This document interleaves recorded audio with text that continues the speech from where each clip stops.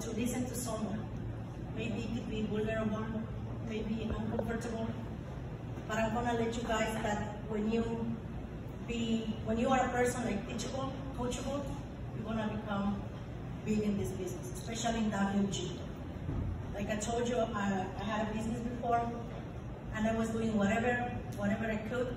I didn't have a mentor like we have in this WG business, and that's why, thank God, I'm still growing.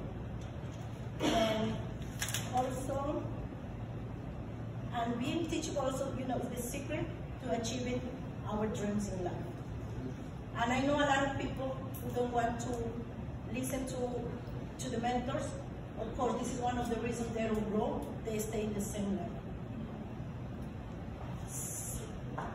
If we want to become successful in this business, not in this business, I would say personal also, we have to be open to